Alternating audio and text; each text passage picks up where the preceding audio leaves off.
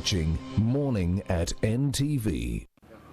Yes, good morning. Thank you so much for watching Morning at NTV. Stephen Imbide, I'm here now talking about issues concerning the region and how Uganda is faring with the neighbors.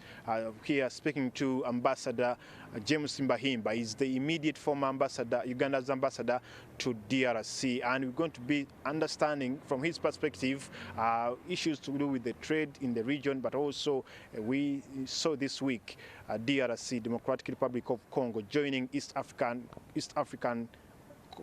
EAC. And we want to understand from his perspective, how is this, what benefits, what opportunities does this bring to the region, especially Uganda? Good morning to you, Ambassador. Good morning to you, Mr. Mbide. Thank you so much for giving us this time. You've been in Congo just until late last year. Now that we see DRC joining EAC, what kind of news that this brings to the region? What opportunities? Is this a good move to have a seventh country joining the region?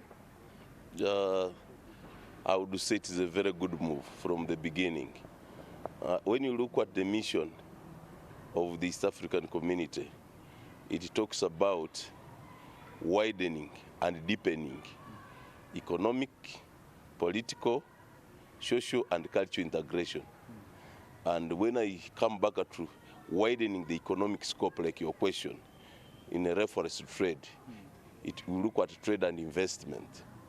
I will refer you to the population.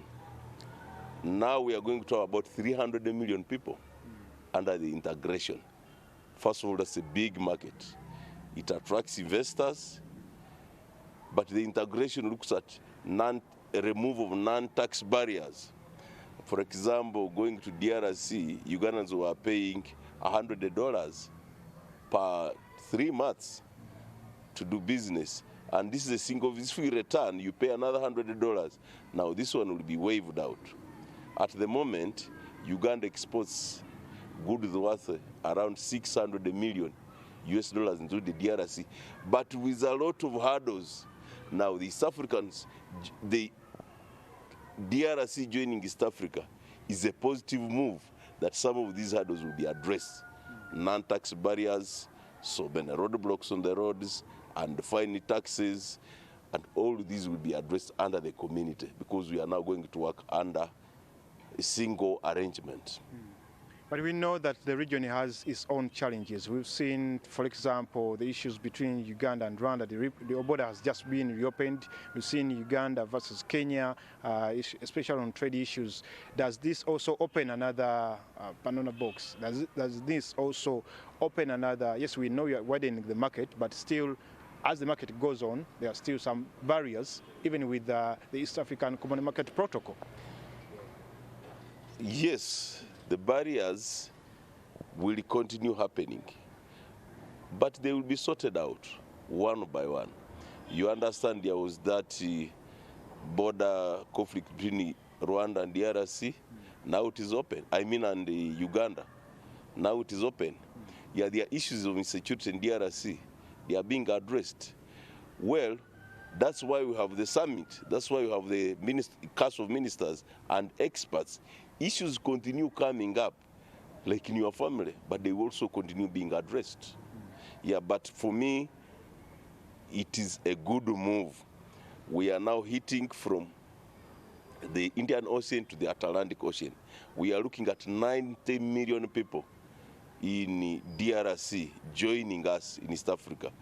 And for your information, which you know as I know, Eastern DRC has provinces, but these provinces depend on East Africa entirely, because the other side of Kinshasa, 3,600 kilometers from the border here, is far away from somebody who moves in Ituri to Mombasa to Uganda, somebody who moves in Chope, that's the area, the province of Kisangani, to Mombasa.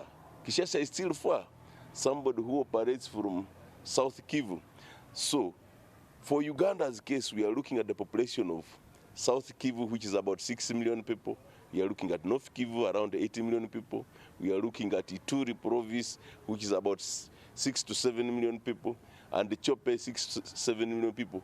Now, these people, they have a direct connection with Uganda, and that's one reason I think Uganda went ahead to partner with DRC in improving the infrastructure in Eastern DRC to facilitate trade and the movement of the people. Okay, and we know that as the region, we have ELA, we have even these protocols under ESC. South Sudan just joined the other day, joining the ESC. But we know that even South Sudan up to now is not at peace. We know that Rwanda has some issues with DRC, especially with the renewed fighting there. When the region is not at peace, and we know that as a region, we have these blocks, as a bloc, there are issues that have to be sorted by the region. But with the fighting, renewed fighting in Eastern DRC and in North, especially in North Kivu, doesn't this also threaten the peace and trade ties within the region? Mr. Mbide, East African community looks at unification of the countries. And if you read clearly the framework, it talks about a joint force. If there is free movement of goods, free movement of people, then it is hard for you to start a rebellion. If you look at the current situation and study it in now the community, if you are to attack a country, you must have a base, a landing pad in another country. Now, if there is unification of these countries, there will be peace and stability in this country. I do not expect, if Uganda is now unified under the East African protocol with DRC, that Uganda can harbor rebels for DRC, because they have fusions, they have similar intelligence groups handling this. So it answers the question of peace and stability. The unification coming up answers that. Like you said, in South Sudan, now we heard of another clashes where some other countries are accused in DRC. And before I went to DRC, Uganda was being accused until they understood that Uganda had never been an enemy to DRC. Because for them, they looked at the component of ADF. You know, ADF had its origin from Uganda. So for them, they believed it is Ugandans who sent them there. But these were dissidents who wanted to attack Uganda using the bases in DRC. So unification brings unity. You know, as we talk about unity, yes, I'm looking at these issues when you have issues at heart, when you are trying to push the integration of the region, but still you have at your back, you have the coalitions of the willing and unwilling. When you get to on the table, you want to talk about business, but at the back, you also have fears and mistrust within the region. How can you push the region when you even have mistrust at heart, and from your bases, you have mistrust amongst the region? How can business prosper when you have all these issues at heart? There is a community now of 300 people. There are also individuals within the 300 people. So let's not talk a personality to mean the community. These differences will always be there. But also, there is criminality. Criminality, even in Uganda here, which I may term peaceful, you find the crimes left, right. So these ones will be there. But now we are talking of East African community peacekeeping mission. We are talking about same monetary customs union. We are talking about the monetary terms in having a single currency. So when you say mistrust, the mistrust will be taken by actions. When actions are taken, the mistrust are waved off. But what I know, and from my experience in DRC, which is a new baby to the South African community, they are both international and domestic interests that the community must be conscious of, and especially the international interest. You know, as I know, DRC is a big country with all the minerals and all the wealth. Now coming into East Africa looks at this squarely, because when you stand alone, you may lose it. But when you stand with others, this is the way you get support from one another. Having sat at Kinshasa and in Kampala, formerly as a member of parliament, but also as a diplomat, we know that Uganda has stretched their hand to DRC before he even left. There was an agreement to construct roads in Eastern Congo, which are a project which was already ongoing between Uganda and Kinshasa. But also, we know at the back of it, the International Court of Justice issued that directive that Uganda has to compensate for the issues of atrocities that were committed during that time. You as a diplomat, you as a politician, how do you think this brotherhood can be strengthened between Kampala and Kinshasa, apart from these issues at the back of, well knowing that yes, there is a court case that also asks Uganda to compensate, but also knowing that there is a deal, road construction deal that is ongoing. What more can be done to strengthen the ties between the two countries? Yes, there is that case that has been on for long, and Uganda was accused of plundering, and Uganda's position was no, we didn't plunder. You know, it is very tricky. At the time Uganda is accused, Rwanda was also in DRC, Angola was in DRC, but how they singled out Uganda is still a puzzle. However, if you realize they had earlier on slapped a lot, the demand from DRC, the demand not how much we need to pay to them, was beyond the economy of Uganda. But if we realize recently what the International Criminal Case of Justice gave to Uganda, something manageable. So that is a positive move. From trillions of money to something that we can afford. But we are still negotiating with DRC and say, you are brothers. This was as a result of something, both the leadership in Kinshasa and the leadership in Kampala could not have understood this very well. It was an operation of maybe mistake. So we are handling it.